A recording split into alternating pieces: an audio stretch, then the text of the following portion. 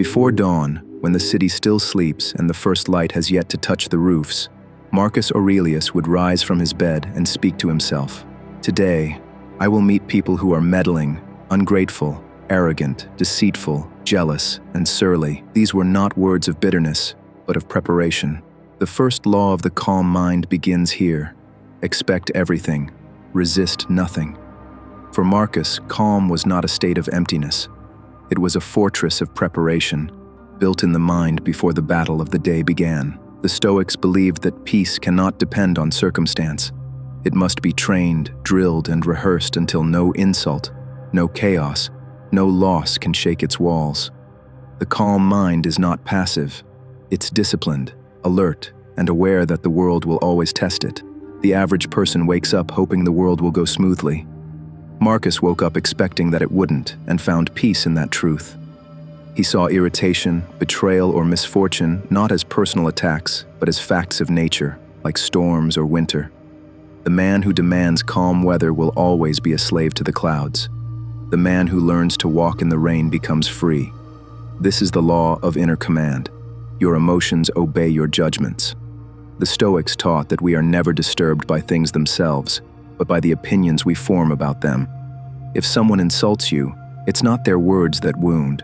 It's your belief that their opinion matters.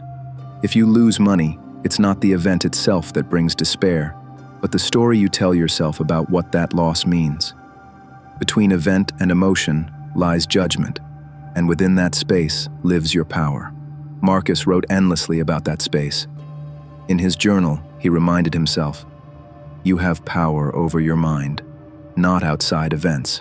Realize this, and you will find strength." This is not mere philosophy, it's training. Every time you resist the urge to react, every time you breathe instead of explode, you are exercising that power, reclaiming command from chaos. To live by this law, you must become your own general. Your thoughts are soldiers, and many of them are undisciplined, emotional, fearful. The calm mind doesn't suppress them, it organizes them.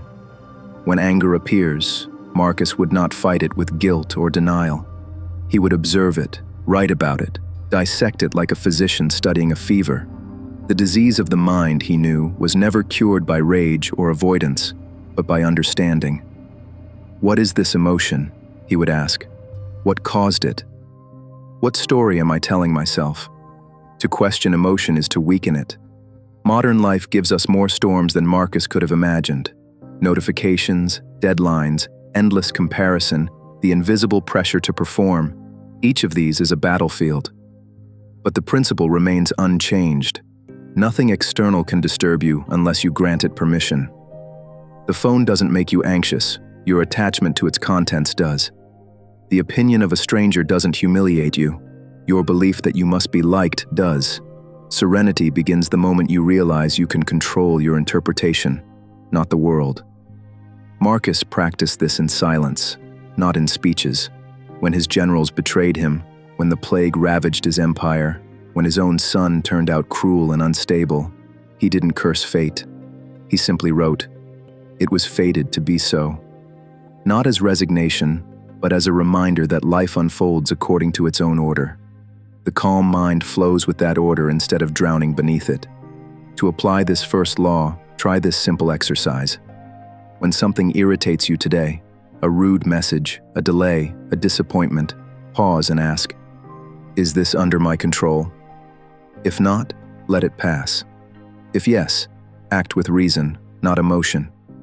You will find that 90% of your distress vanishes at that single point of awareness. Calmness is not learned through books or mantras. It's earned in those tiny moments where you choose mastery over reaction. In a sense, Marcus was not born calm, he trained himself to be. His writings were not for others, but for his own survival. He knew that the emperor who cannot rule himself will never rule anything else. The law of inner command was his foundation. Every victory began in silence, in the small inner room of thought, where he learned to command his own judgment. There, no army could reach him, no betrayal could harm him, no fate could break him. The calm mind does not come from comfort, it comes from command. And the first step toward command is realizing that no one and nothing can make you feel anything without your consent. Marcus Aurelius teaches that calm is not passivity, but power contained. True calm is a form of discipline, an inner stronghold built stone by stone, thought by thought. It is not a gift, not luck, not temperament, but an architecture of the soul. The mind must become a fortress, and emotion, fear, and ego its constant invaders. When you first read Marcus, you sensed the quiet strength beneath his words. His calm was not born in peace, but in war, literal and internal. He ruled an empire plagued by conflict, betrayal, and plague itself. Yet his meditations were written not as proclamations of control, but as private reminders, defenses built against chaos. He understood that to rule others, one must first rule oneself. Every man faces assaults from the outside world, the insult of others, the uncertainty of fate, the failure of plans. But the Stoic knows that none of these forces can breach the walls unless he opens the gates. The fortress stands not through isolation, but through inner governance. As Marcus wrote, "The mind adapts and converts to its own purposes the obstacle to our acting. The impediment to action advances action. What stands in the way becomes the way." Think of calm as the garrison that defends your focus. Without it, emotion overruns the defenses. Anger storms the gates, fear climbs the walls, and ego opens the doors from within. But a disciplined mind, trained daily, knows the pattern of its enemies. It sees them coming before they arrive. Every day you build or erode your fortress. You build when you resist gossip. You build when you respond with silence instead of outrage. You build when you choose patience over panic. Calm is constructed, one decision at a time, and like stone, it hardens with repetition. The Stoics believed that nothing external could truly harm you. What harms you is your surrender to the external, your decision to identify with it.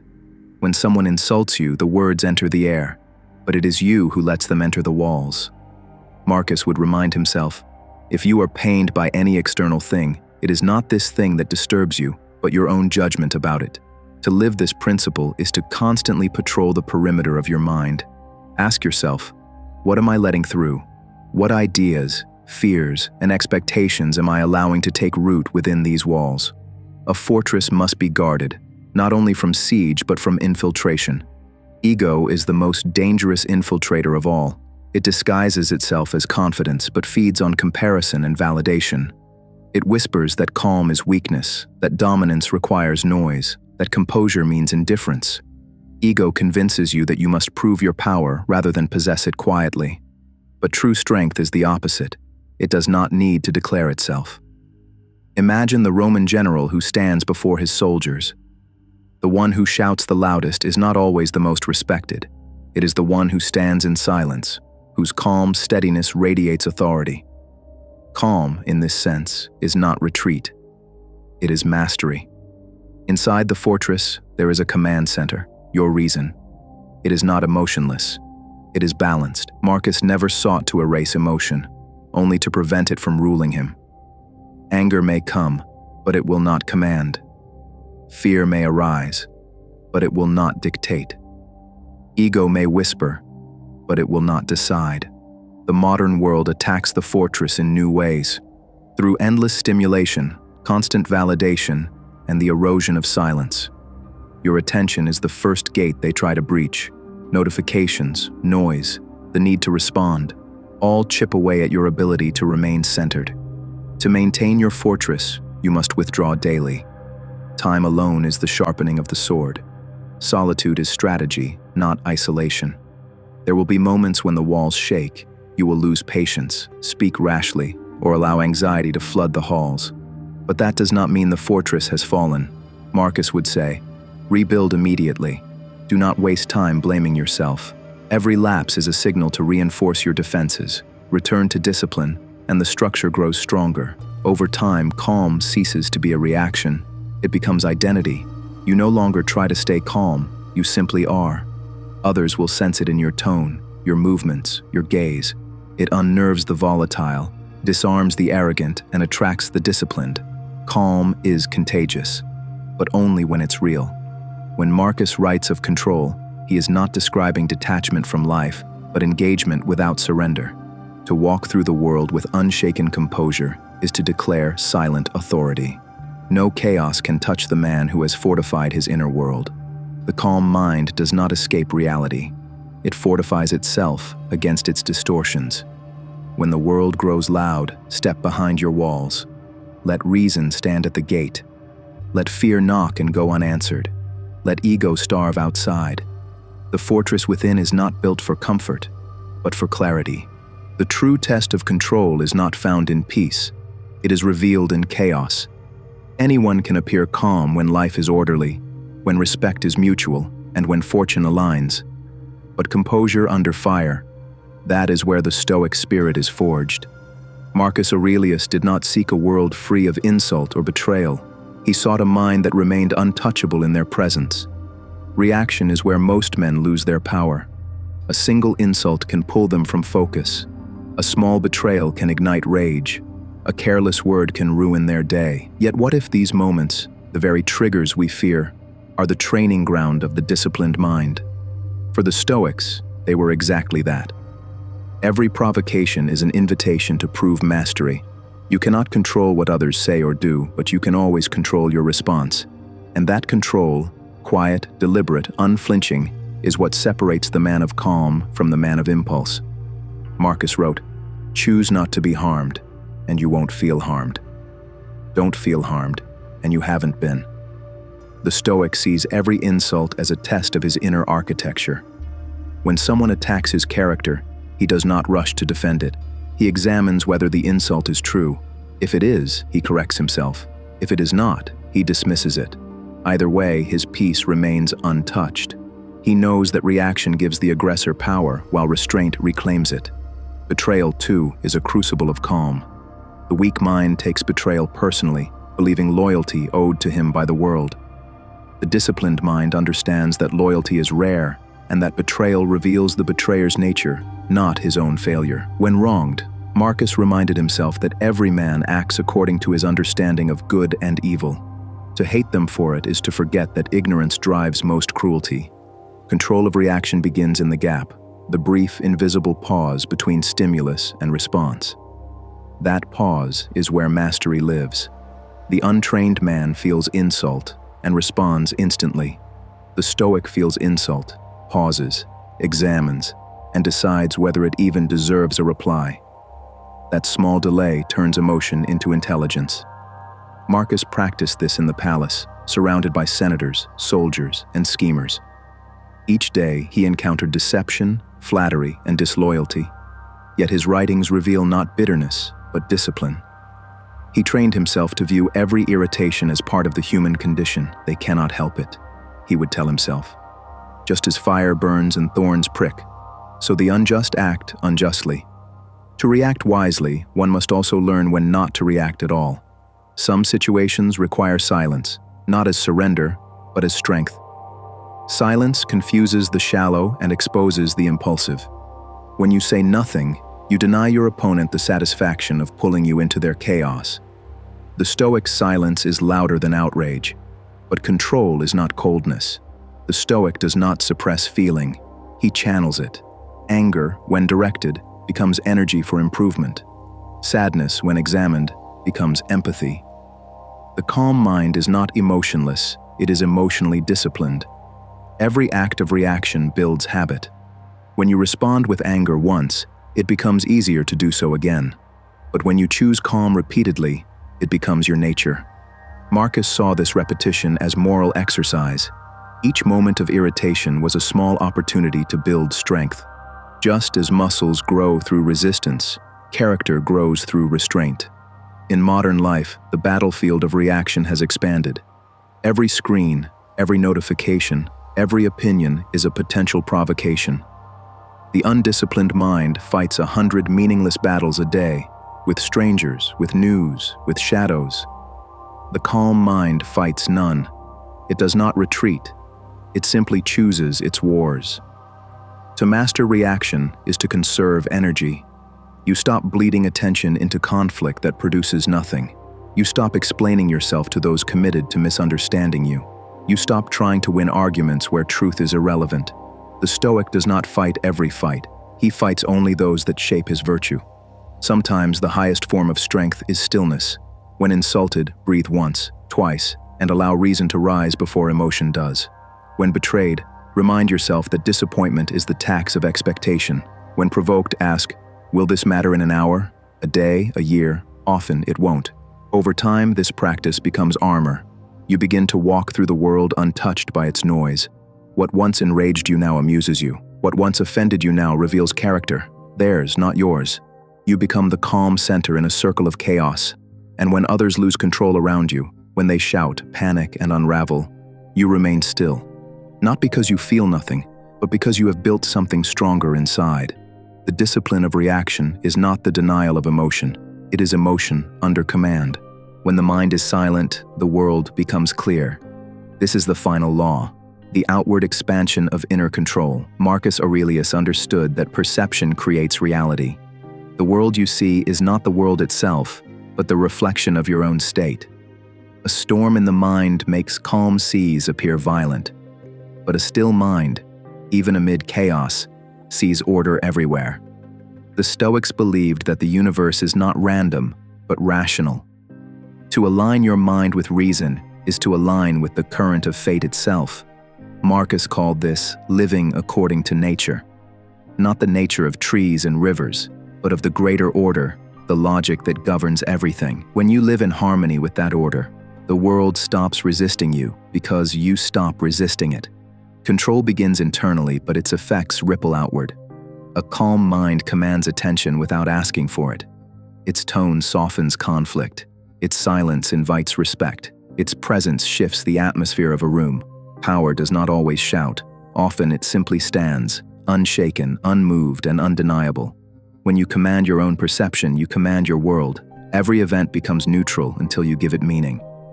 A failure is not a curse. It's material. An insult is not a wound. It's feedback. A setback is not the end. It's instruction. Marcus saw this clearly when he wrote, "The universe is change. Our life is what our thoughts make it." To master perception is to rewire how reality touches you. When others complain of fate, you examine its lesson. When others collapse in defeat, you adjust your plan. The calm mind does not ask, "Why me?" It asks, "What for?" This shift transforms burden into purpose and pain into progress. Calm does not remove difficulty. It removes distortion. When panic fades, decisions become sharp. When emotion quiets, truth appears. This is why Marcus kept his mind trained in reason, not to erase feeling, but to see clearly through it. For the Stoic, clarity is control. Perception is also the root of influence. You cannot lead others until you lead yourself. People do not follow the loudest voice. They follow the most centered presence. The one who remains composed when all others lose composure becomes the anchor everyone unconsciously seeks. Calm is not just self-defense. It's leadership. Marcus's empire was filled with noise. Senators plotting, soldiers whispering, nations rising and falling. Yet he returned nightly to the same page, writing in solitude, reminding himself that the chaos outside was only reflection of minds untrained. He understood that to control perception was to control destiny. In the modern world, the principle remains unchanged. The calm man moves differently. He is not hurried by trends or reactions. His decisions are slower but sharper. He listens more than he speaks. And when he finally does, his words carry weight. The world bends to those who do not bend to it. When you meet chaos with calm, you alter its trajectory. What was conflict becomes understanding. What was confusion becomes opportunity. The Stoic stillness does not ignore the storm. It redirects it.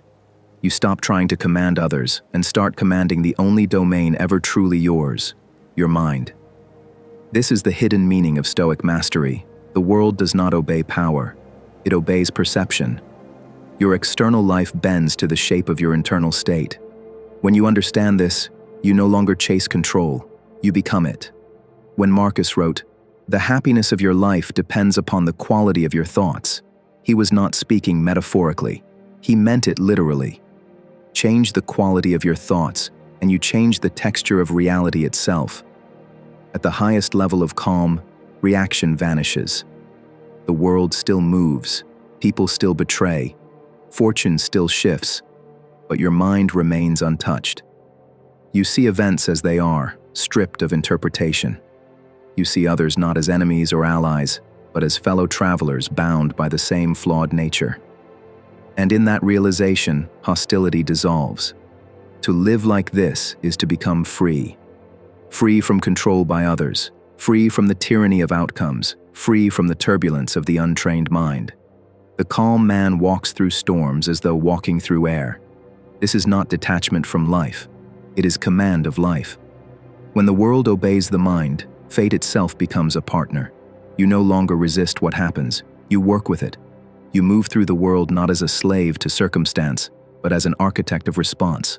So guard your perception, rule your thoughts, build the calm mind until it no longer wavers, and you will find that reality, too, steadies around you. The Stoics did not chase power over others.